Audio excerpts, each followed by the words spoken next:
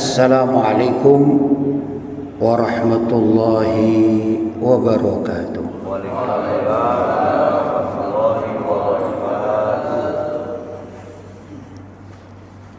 Alhamdulillah, wassalatu wassalamu ala rasulillah Sayyidina Muhammad ibn Abdillah wa ala alihi wa sahbihi wa man wala wala hawla wala quwwata illa billah, amma ba'd. Hadratul mukarramin, ma'asyiral ulama al-fudala, ma'asyiral asatidha al-kurama, bapak-bapak, ibu-ibu, hadirin hadirat yang dirahmati oleh Allah Subhanahu wa taala. Alhamdulillah, pada pagi hari ini kita bisa dipertemukan oleh Allah Subhanahu wa taala dalam rangka melaksanakan satu kewajiban kita sebagai seorang muslim untuk sholat subuh, terlebih kita laksanakan berjamaah di tempat yang sangat mulia ini. Mudah-mudahan langkah kita dari rumah satu persatu hingga sampai di masjid kita, kemudian kita melaksanakan sholat berjamaah, kemudian berdoa bersama, dilanjut dengan hadir majelis taklim. Mudah-mudahan semua apa yang kita lakukan itu dicatat oleh Allah SWT sebagai amal ibadah yang pahalanya berlipat ganda. Allahumma amin. Bapak-bapak dan ibu-ibu yang dimuliakan oleh Allah, sebelumnya saya mohon maaf yang sebesar-besarnya bila mana suara yang untuk menyampaikan kewajiban di tempat ini sudah hari yang hampir terakhir, jadi suaranya juga sudah tinggal 50 watt, tidak sampai 50 watt, tinggal 20 watt barangkali begitu. Tapi semoga saja tidak mengurangi keberkahan kita pada pagi hari ini.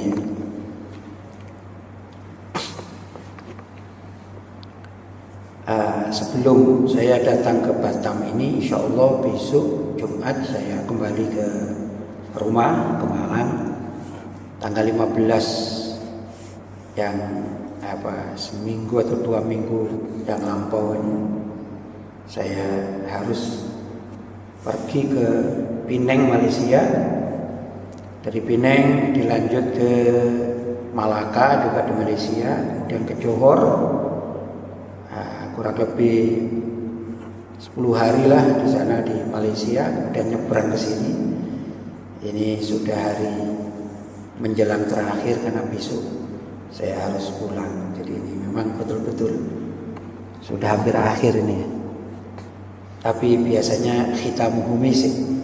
Mudah-mudahan khitamuhu misik. Apa khitamuhu misik? Penutupannya itu ibarat minyak misik. Allahumma amin. Apa itu minyak misik? Pernah tahu minyak misik, bapak-bapak, ibu? Kalau minyak cap misik banyak.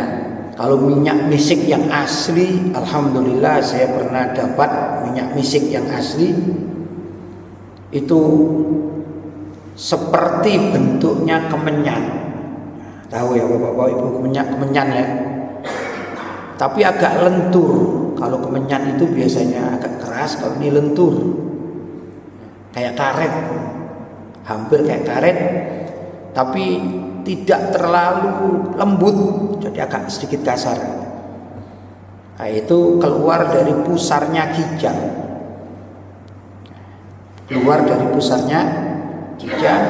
dan subhanallah, ini kalau digosok-gosokkan di baju, saya pernah dapat tatkala saya berada di Mekah dulu. Ini kalau kita gosokkan di baju, Kemudian kita biarkan dan kita cuci baju tersebut setelah kita pakai. Itu sampai kurang lebih seminggu itu harumnya masih melekat. Itu minyak misik yang asli. Karena itu dikatakan khitamuhu misk dalam Al-Quran ya. Mudah-mudahan kita semua dalam kehidupan kita kelak menjadi khitamuhu misik. Tatkala kita meninggal dunia ibarat minyak misik yang harum baunya di hadapan Allah SWT. Allahumma amin. Bapak-bapak dan ibu-ibu, kehadiran saya di tempat ini tentu untuk bersilaturahim. Niat utamanya bersilaturahim. Saya dari Malang, bapak-bapak dan ibu-ibu menetap di sini, di Batam sini, tapi saya yakin bukan asli, banyak yang tidak asli orang Batam. Mungkin ada orang Jawa Timur juga, mungkin ada tetangga saya juga dari daerah-daerah lain ya. Tapi Alhamdulillah rumah Allah ini adalah rumah untuk mengumpulkan semua dari kalangan suku-suku. Selagi beragama Islam maka bisa menyatu di masjid dari rumah Allah Subhanahu wa taala. Ini fadilah kita berjamaah di masjid. Demikian juga dulu di zaman Nabi SAW. Nabi itu menjadikan masjid sebagai sentral dari segala kegiatan. Itu masjid, tidak ada batasan masjid itu. Nabi mengatur masyarakat, baik di masyarakat sipil barangkali waktu itu, yaitu masyarakat umum, maupun masyarakat askar. Kalau sekarang kalau di tempat kita ini TNI, Polri barangkali ya. Itu kalau zaman Nabi namanya askari atau pasukan perang di zaman itu. Itu Nabi mengaturnya dari masjid. Jadi masjid sebagai sentral tempat ibadah dan juga tempat untuk memerintahkan suatu komunitas. Itu masjid. Luar biasa di zaman Nabi. Sehingga semua masyarakat itu menjadi hidup karena masjid. Perdagangan itu dikontrol oleh Nabi dari masjid. Makanya ayat-ayat yang turun atau ayat-ayat mengatur tentang jual beli ya, atau juga mengatur tentang masalah hutang piutang. Kalau jual beli seperti wa ahallallahu al-bai'a wa harrama riba. Kami Allah SWT menghalalkan al-bai'a, jual beli, wa harrama riba, dan mengharamkan riba. Itu turunnya di Madinah, sedangkan Nabi mengontrol dunia perniagaan itu dari Masjid Nabawi. Tatkala Nabi SAW masuk di kota Madinah, beliau melihat situasi kota Madinah itu adalah kota yang pluralis. Arti pluralis, di situ ada kalangan orang-orang Islam, ada kalangan orang-orang Yahudi, ada juga kalangan-kalangan orang-orang yang masih menyembah patung-patung, atau menyembah keyakinan-keyakinan nenek moyang mereka itu masih ada. Kemudian Nabi membuat suatu aturan main. Aturan itu ditulis oleh para sahabat yang dijadikan sebagai patokan atau rujukan bagi kehidupan masyarakat yang hidup di kota Madinah. Aturan itu namanya Sahifatul Madinah. Dalam bahasa lain dikatakan Mitsaqul Madinah. Kalau diterjemahkan namanya Piagam Madinah. Piagam Madinah itu undang-undang dasar kota Madinah atau negara Madinah. Undang-undang dasar negara Madinah. Ya kalau di Indonesia ada yang namanya Undang-Undang Dasar 45, ada yang namanya Pancasila, ya kan? Itu kalau di zaman Nabi namanya Piagam Madinah, Sahifatul Madinah atau Mitsaqul Madinah, perjanjian kota Madinah. Itu ngurusi pemerintahan Nabi. Dan diatur melewati masjid.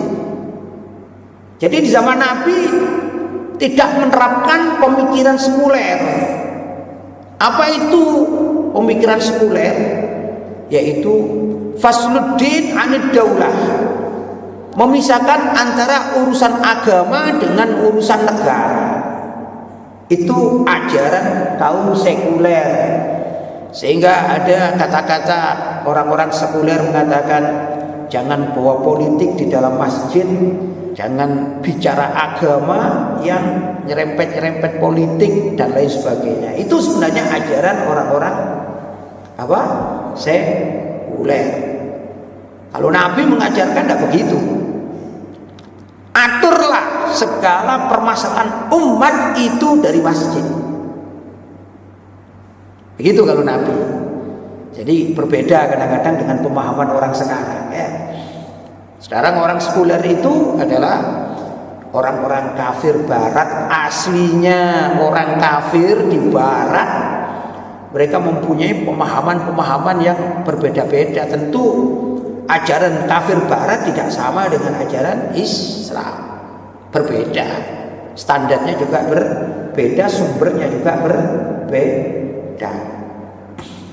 Tapi umat Islam zaman sekarang sudah banyak terpengaruh dengan pemikiran-pemikiran barat. Loh kok bisa? Ya, itu namanya umat Islam zaman sekarang namanya kalah strategi perang. Perang zaman dahulu kalah, zaman Nabi perangnya pakai pedang. Zaman Belanda bawa senapan, bawa mobil tank, ya. Kita bangsa Indonesia gerilyawan pakai bambu runcing, gitu ya. Yang punya senjata tajam macam rencong, orang Madura namanya celurit, gitu ya. Jadi bawa. Tapi mayoritas yang tidak punya cukup menggunakan bambu runcing. Yang penting bisa menancap di dadanya orang kafir, beres kan gitu zaman itu ya. Nah itu berlalu sudah. Zaman itu sudah berlalu. Kalau sekarang perangnya namanya perang pemikiran. Dalam bahasa Arab dikatakan ghazwul fikri, perang pemikiran, perang peradaban, perang kebudayaan, perang akidah. Nah, perang akidah ini dimasuki oleh musuh-musuh akidah umat Islam. Salah satunya adalah pemahaman sekuler. Ada juga dikatakan pemahaman liberalisme. Apa itu liberalisme? Yaitu orang yang mau bebas, tidak mau diikat oleh aturan agama. Ini diambil dari pemikiran-pemikiran kaum orientalis barat. Siapa itu kaum orientalis barat? Yaitu orang-orang barat kafir yang mempelajari keislaman bukan untuk diamalkan seperti kita-kita. Kita ini belajar tata cara sholat subuh, alhamdulillah kita laksanakan. Apa itu tata cara sholat subuh contohnya? Orang yang akan sholat subuh pertama harus suci, maka kita belajar wudhu, betul? Kemudian kita wudhu, barulah kita ke masjid untuk sholat. Ya, kalau sudah di pintu masjid, tiba-tiba kita batal, entah ingin buang air kecil atau buang angin, kentut. Nah, kita kemana? Lari ke tempat toilet atau ke kamar mandi, tempat wudhu, karena itu aturan. Maka kita sholatnya dalam keadaan bersih. Itu kalau kita mempelajari Islam untuk diamalkan. Kalau orang kafir barat tidak begitu, mempelajari Islam bukan untuk diamalkan, tapi berusaha dicari celah. Celah, kalau menurut mereka ada celah, wah itu yang digoreng kata orang sekarang. Goreng sedemikian rupa sehingga umat Islam ini menjadi terbawa arus liberalisme. berpikir, ya, maka tidak mau terikat dengan aturan agama. Itu orang-orang liberal, asalnya dari pemikiran kaum orientalis. Ya, dulu di zaman Belanda ada juga, ada nama Van der Plas, ada nama Slobogronya, itu belajar agama. Bahkan ada yang sampai ke kota suci Mekah atau di Saudi Arabia belajar bahasa Arab matang, tapi tidak masuk Islam, tetap kafir. Untuk apa? Ya untuk merecoki ulama-ulama. Kalau ulama berdalil, dia berdalil juga, dia hafal hadis, hafal Quran, tapi bukan untuk diamalkan. Itulah yang namanya kaum orientalis. Bahaya ini. Dan itu juga yang merusak pemikiran umat Islam. Nabi SAW hidup di kota Madinah yang sifatnya pluralis, yaitu bermacam-macam agama di dalam satu komunitas atau negara. Tapi Nabi bukan pluralisme, bukan penganut pluralisme. Nabi apa itu penganut pluralisme? Yaitu pencampur adukan ajaran-ajaran agama dalam satu wadah. Misalnya sekarang musim di beberapa tempat, di Mesir pernah terjadi, di Indonesia di beberapa tempat juga pernah terjadi. Ada kumpulan orang-orang Muslim atau gampangnya orang Islam, orang Nasrani, orang Buddha, orang Hindu kumpul jadi satu, kemudian mengadakan doa bersama. Pernah di Mesir terjadi semacam itu, di Indonesia juga terjadi semacam itu.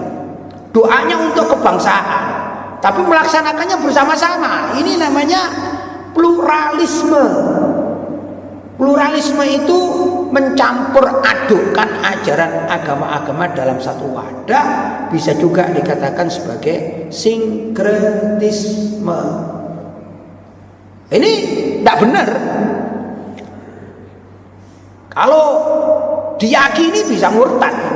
Naudzubillah min dzalik.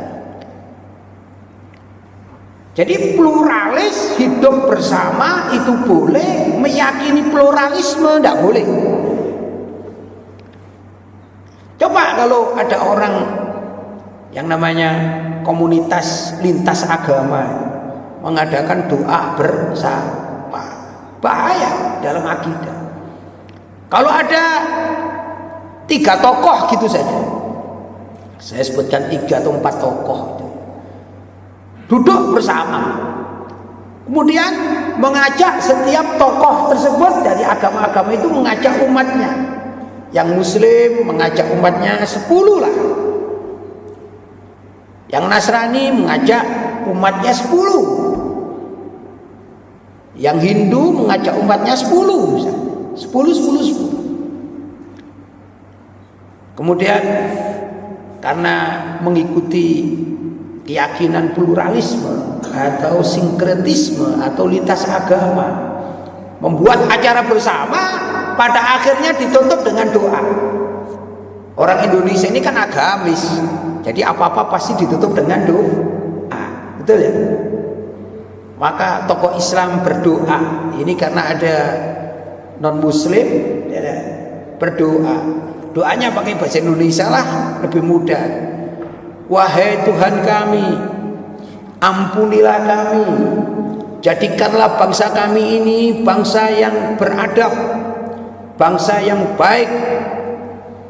Maka yang hadir 30 orang mengatakan amin. Saya tanya, Tuhannya umat Islam siapa namanya? Allah. Berarti sama saja dia mengatakan ya Allah, wahai Allah, wahai Tuhan kami, yaitu Allah. Bagian yang Muslim tidak masalah, pakai katakan ya Rabbi, ya Allah. Kalau bahasa Indonesianya wahai Allah atau wahai Tuhan kami, kita amini, tidak masalah. Betul? Tapi bagi kaum Hindu atau Nasrani yang memahami ini ya, dia akan mengamini, berarti dia mengakui ketuhanan Allah. Betul? Selesai doa tokoh Islam kemudian diberikan kepada tokoh Nasrani. Berdoa, wahai Tuhan kami, ampunilah kami, jadikanlah bangsa kami ini bangsa yang beradab, demikian dan seterusnya. Sekarang kita tanya, Tuhannya orang Nasrani ini siapa? Yang jelas mereka menyembah 3 Tuhan, Trinitas. Ya, Tuhan Bapa yang menurut mereka adalah Allah, tapi Allahnya berbeda dengan kita. Kalau Allahnya Tuhan Bapa itu berada di surga, menurut orang-orang Nasrani, wahai Tuhan Bapa yang berada di surga. Itu kan doa. Saya juga sering baca, ya, lihat, oh begitu doanya orang Nasrani, wahai Tuhan Bapa yang ada di surga. Kalau umat Islam tidak meyakini bahwa Allah tidak di surga, karena surga itu bikinan Allah. Kalau sebelum Allah bikin surga, Allah di mana dong kalau gitu? Karena Allah itu tidak memerlukan tempat. Sedangkan surga itu adalah bikinan Allah, ciptaan Allah. Nah, dulu sebelum diciptakan, Allah di mana? Berarti berbeda. Walaupun lafadznya sama Allah, tapi berbeda. Zatnya berbeda yang dimaksud. Ya, misalnya, saya katakan ada satu nama, Pak, Salim misalnya. Di sini ada orang namanya Salim misalnya. Saya contohkan, bapak ini namanya Salim, pakai jaket biru. Kebetulan saya punya nama Salim di rumah sana, ya dia bajunya sukanya putih. Kemudian saya telepon. Assalamualaikum. Waalaikumsalam. Salim, gimana kabarmu? Salim saya ucapkan, yaitu Salim yang saya maksud di tempat saya, di rumah saya sana, bukan Pak Salim ini kan, walaupun namanya sama-sama Salim. Kalau tanya, Salim kamu pakai baju apa sekarang? Pakai baju putih. Ternyata bapak ini pakai jaket biru, kan berbeda namanya, walaupun sama-sama Salim, sama-sama Allah namanya, tapi keyakinan orang Nasrani sekarang ini bahwa Allah itu sebagai Tuhan Bapa ada di surga. Sedangkan kita enggak. Surga itu adalah satu tempat yang diperuntukkan untuk orang-orang yang baik dari umatnya Nabi Muhammad Sallallahu Alaihi Wasallam, juga umat-umat para nabi terdahulu yang yakin atas ketuhanan Allah dan kerasulan para ya para nabi. Berbeda. Ya. Baik, saya lanjutkan. Setelah itu ada lagi Tuhannya namanya Tuhan Yesus, Tuhan anak. Itu keyakinan mereka. Kita kan cuma menyampaikan keyakinan mereka. Nah, kalau misalnya dikatakan wahai Tuhan kami, kebetulan mereka mengatakan wahai Tuhan Yesus. Terus yang Muslim mengatakan amin, berarti Tuhannya berapa sekarang? Dia mengakui Allah, dia juga mengamini Tuhan Yesus. Murtad enggak? Murtad. Selesai disampaikan kepada pembesar apa tadi, Hindu. Sama doanya, wahai Tuhan kami, ampunilah kami, jadikanlah bangsa ini bangsa yang beradab. Bagus doanya, bagus Pak, doanya nggak salah doanya. Cuman keyakinannya, tatkala orang Hindu mengatakan wahai Tuhan kami, itu Tuhannya siapa? Tuhan Wisnu, Tuhan Siwa, Tuhan Brahma, kan begitu ya? Keyakinan mereka.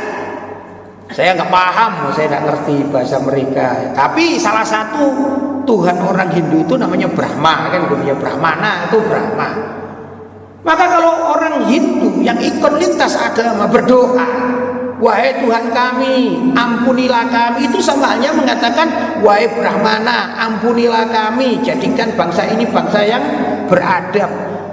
Anggota yang Muslim ikut amin, berarti mengakui Tuhan Brahmana apa tidak? Maka bisa murtad, syirik. Naudzubillahi min dzalik. Karena itu pluralisme itu membahayakan akidah umat Islam. Mungkin orang di luar Islam tidak meyakini itu, ya terserah mereka. Tapi kalau kita kan tidak. Karena itu Nabi Muhammad SAW tatkala dirayu oleh orang-orang kafir Quraisy dan mengatakan, "Hai Muhammad, bagaimana kalau kita ini damai saja? Hari ini aku menyembah Tuhanmu, tapi esok engkau ganti menyembah Tuhan kami, yaitu Allah wal Uzza. Hari ini aku akan ikut sholat menyembah Allah sebagai Tuhanmu, esok engkau akan menyembah Tuhan kami bersama-sama kami." Pernah terjadi begitu kan? Tawar-menawar. Apa kata Nabi? Diperintahkan oleh Allah SWT, "Qul ya ayyuhal kafirun." Katakanlah wahai orang-orang kafir. Kan gitu ya. Apa? "Qul ya ayyuhal kafirun la a'budu ma ta'budun." Aku tidak akan menyembah Tuhan yang kau sembah. Wala antum 'abiduna ma a'bud. Dan kalian pasti tidak akan menyembah Tuhan yang aku sembah. Kalau engkau sholat, kau pasti tidak menyembah Tuhan Allah. Kau hanya secara formalitas saja. Kami sujud, kamu ikut sujud, hanya itu saja. Kamu tidak akan meyakini Tuhan Allah Subhanahu wa ta'ala. Nah, itu. Lakum dinukum waliyadin. Sudahlah. Agamamu, agamamu. Dengan segala macam apa yang kamu miliki. Sedangkan agamaku, agamaku. Tidak bisa dicampur aduk dalam sinkretisme, pluralisme. Itu yang diajarkan oleh Nabi Muhammad SAW. Ya.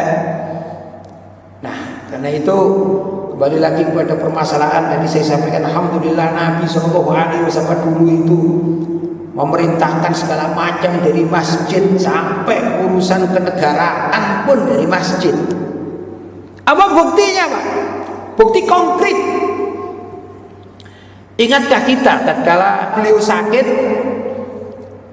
yang kurang lebih 3 hari menjelang wafat, 3 hari menjelang wafat, itu Nabi sakit, tiba-tiba Nabi perintah agar Sayyidina Bilal qomat atau iqomah, mengumandangkan iqomah. Maka Nabi perintah Sayyidina Abu Bakar As-Siddiq untuk mewakili, menggantikan, membadali beliau Sallallahu Alaihi Wasallam sebagai imam dari jamaah sholat. Nah, ini perlu dicatat. Nah, kemudian tatkala Sayyidina Abu Bakar As-Siddiq dalam keadaan mau takbiratul ihram, mau sholat, Nabi tampak berjalan ingin ikut jadi imam. Tiba-tiba Sayyidina Abu Bakar As-Siddiq akan mundur. Wah, dipikir Nabi Muhammad sudah mulai sembuh. Tapi tetap sholat di tempatmu, hai Abu Bakar, kau imami sholat. Sudah ya? Jadi imam sholat. Di mana itu imam sholatnya? Di mana? Di masjid. Masjid mana? Masjid Nabawi. Selesai. Ringkas cerita, kemudian Nabi SAW kembali ke rumahnya. Kemudian beliau sakit sampai wafat, meninggal dunia. Ceritanya panjang, saya tidak akan membawa riwayat tentang wafatnya beliau. Ringkas karena keperluan saya menerangkan tentang masjid. Maka tatkala Nabi diumumkan telah wafat, kaum Muhajirin dan Ansor tentu merasa resah. Di antara mereka juga berpikir, mungkin juga kalau terjadi di masjid ini, tiba-tiba, mohon maaf ini contoh ya, mohon maaf, tiba-tiba mendengar, Pak, ketua takmir kita meninggal dunia. Kira-kira apa yang dilakukan oleh bapak-bapak? Pertama, merawat jenazahnya. Begitu jenazahnya keluar, mungkin masih di sana, saya yakin di antara takmir-takmir yang lain itu akan mengatakan, kira-kira gantinya siapa ya? Betul. Kalau enggak, ini masjid enggak ada ketuanya, enggak jalan nanti. Apa yang dilakukan? Kira-kira siapa penggantinya? Betul. Jadi ya biasa, urusan begini biasa. Kemudian kalau diangkat, oh sepakati wakilnya saja yang naik, itu bukan berarti wakilnya ambisius, bukan. Betul kan? Ya memang kewajiban. Nah, tatkala Rasulullah wafat, maka para sahabat pun di antara mereka juga berpikir, kita umat Islam rujukannya siapa? Maka di antara orang-orang Ansor mengatakan kepada orang-orang Muhajirin, orang Ansor penduduk asli kota Madinah, minna amir wa minkum amir. Di kalangan kita ini ada tokoh yang patut untuk dijadikan pemimpin. Sedangkan di kalangan kalian, hei orang-orang Muhajirin juga ada yang patut jadikan pemimpin. Sama dengan takmir tadi kan gitu ya. Ada pasti orang itu yang dianggap mampu kan begitu ya. Itu pasti. Ringkas cerita Sayyidina Umar bin Khattab kemudian menyampaikan orasinya kalau kata orang sekarang ya.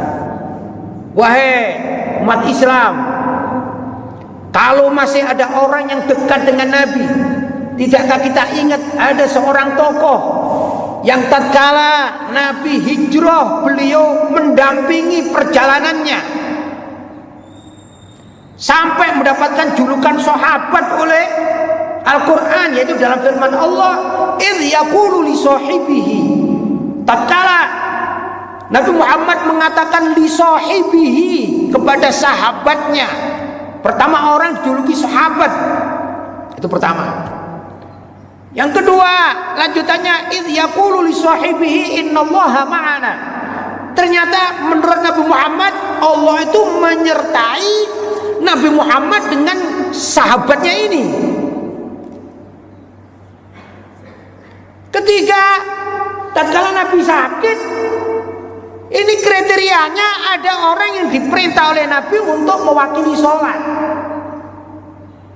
Siapa beliau? Sayyidina Abu Bakar As-Siddiq. Masih pantaskah kita mengatakan minna amirun wa minkum amir? Dari kita ada pemimpin, dari kalian ada pemimpin. Tidakkah engkau melihat orang ini, orang yang paling dekat dengan Nabi, diakui oleh Allah SWT? Ini berarti memilih pemimpin dengan kriteria. Memilih pemimpin dengan cara kriteria. Maka Sayyidina Umar membaiat Sayyidina Abu Bakar As-Siddiq sebagai khalifah. Kemudian berduyun-duyunlah para sahabat membaiat beliau sebagai khalifah. Pertanyaan saya, Pak, urusan khalifah itu urusan sholat, zakat, haji, puasa, atau urusan pemerintah?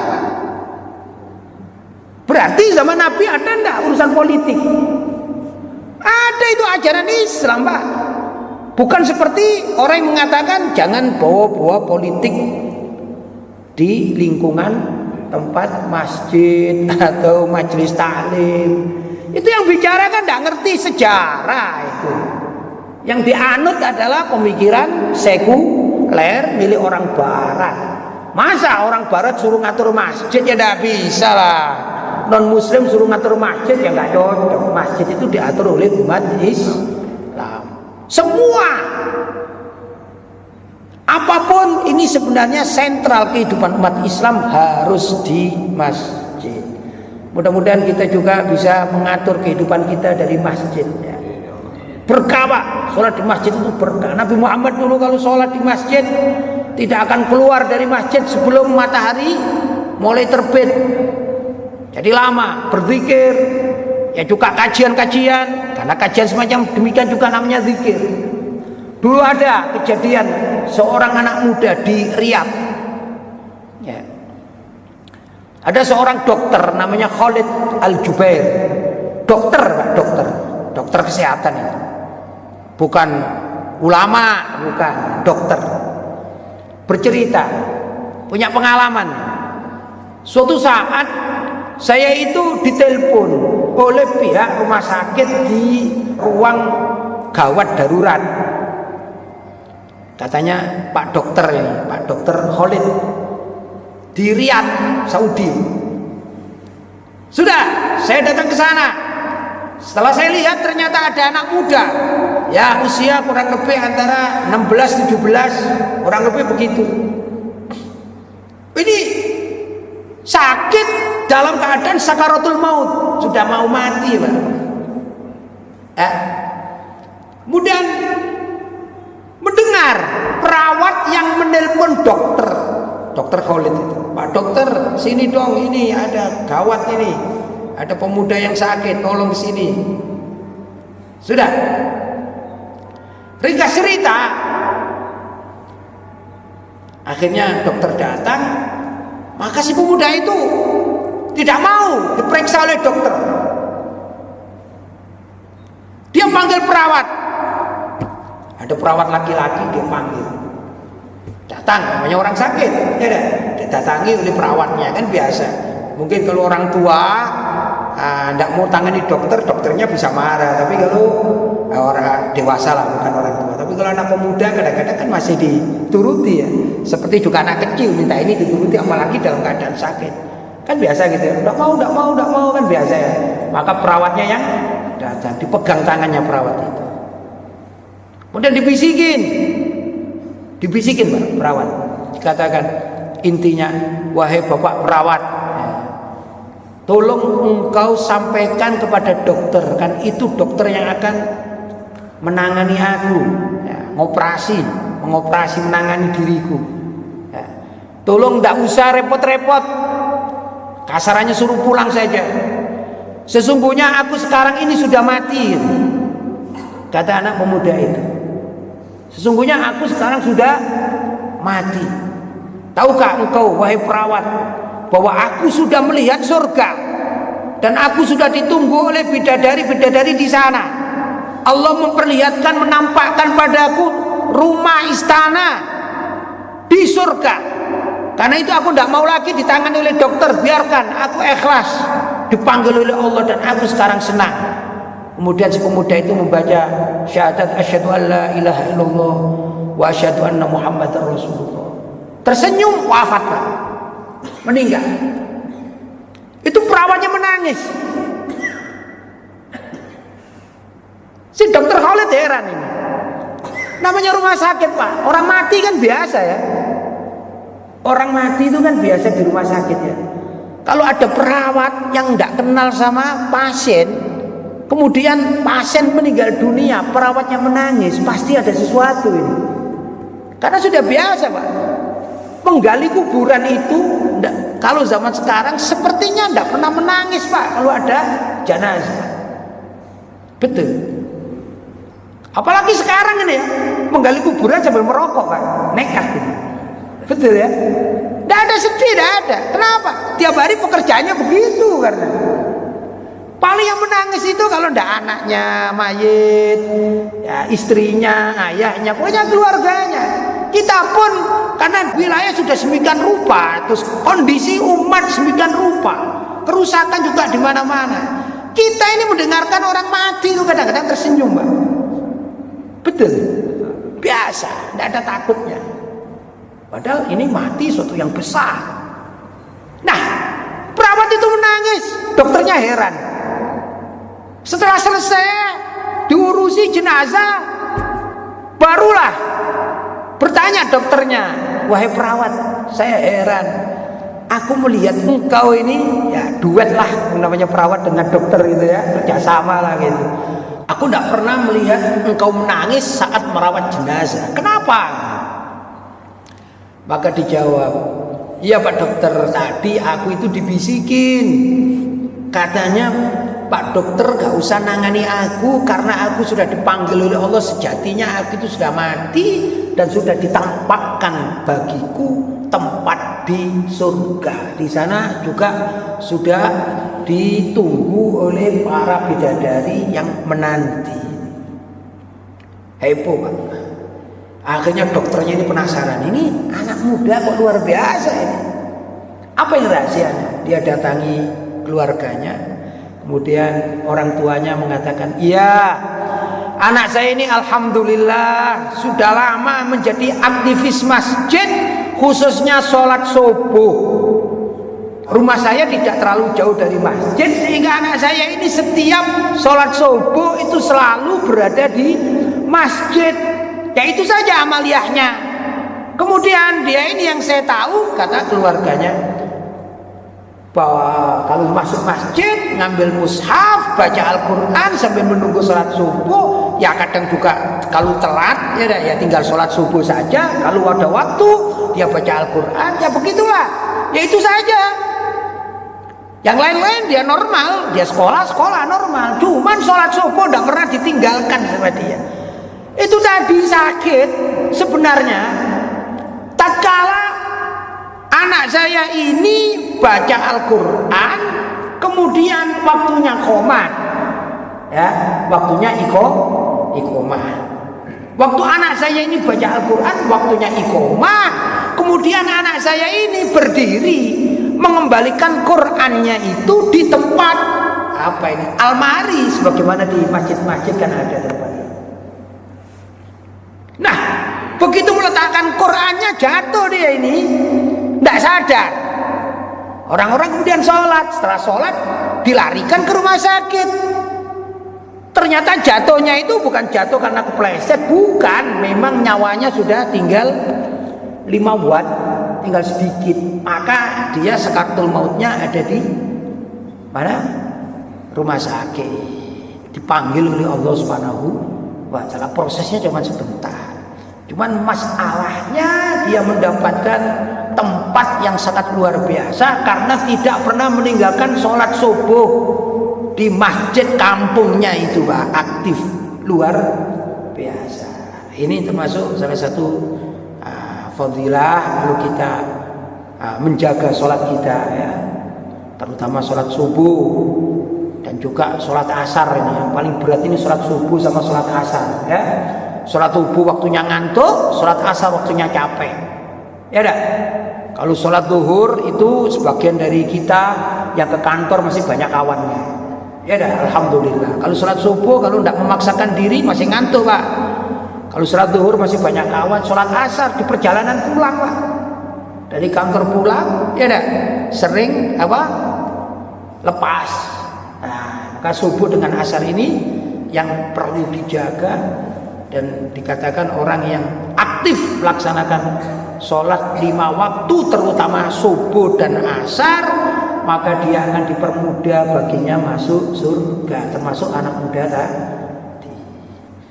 Bapak-bapak dan ibu-ibu yang dirahmati oleh Allah SWT, karena waktu juga sudah siang, sudah jam 6, juga waktunya bapak-bapak beraktivitas, ibu-ibu juga waktunya memasak, ya.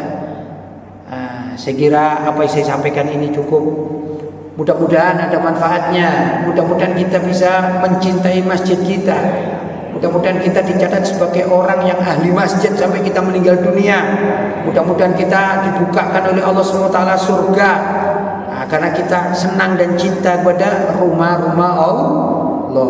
Barangkali itu yang dapat saya sampaikan. Kalau ada hal-hal yang kurang tepat, mungkin bahasa saya yang tidak sesuai dengan hati bapak-bapak dan ibu-ibu, saya mohon maaf yang sebesar-besarnya.